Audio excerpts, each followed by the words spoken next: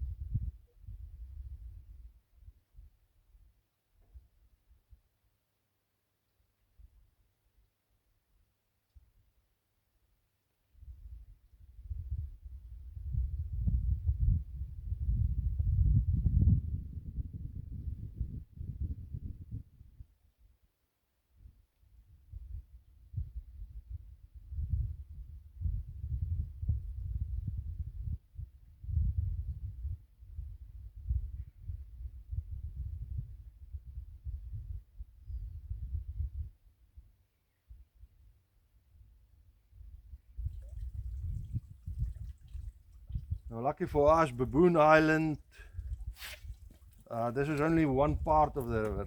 Baboon Island makes a division between this side and the other side, but on the other side of Baboon Island we have a lot more water flowing. And if you go around the island and down, you'll see below Baboon Island there's a lot of restrictions to flow of the river, which means that when we don't have enough water coming down our side of the river here, the water actually flows around the bottom of Baboon Island and starts flowing upstream to our pumping station. So we always have enough water. That's just a natural feature of what the river is like downstream. So here at the pumping station we still have enough.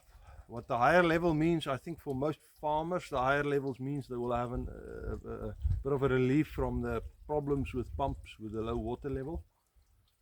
But I don't see too much water coming down so that it's necessary to do much by way of precautions. It's for sure not going to be enough for us to have a problem reaching Doringbaai, the campsites, etc. Then some good news on the Koga Dam levels.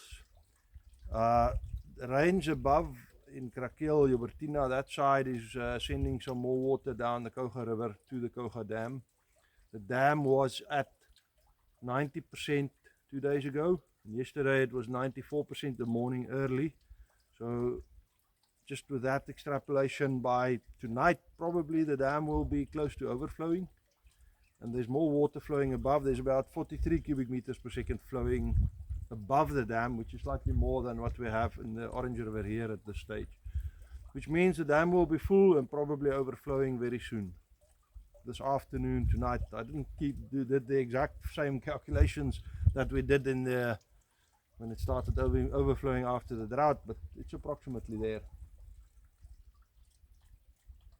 And 43 cubic meters per second. Of course it will slacken off slightly with the lower rainfall, but I think it will still be a good amount of rainfall. And I'm not going to say his name because he's going to jump in, but the brown dog is in the water. Sorry, I almost dropped the camera there. He's playing.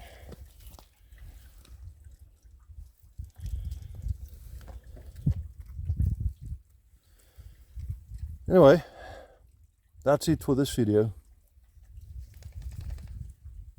And I'll see you on the next one. Cheers.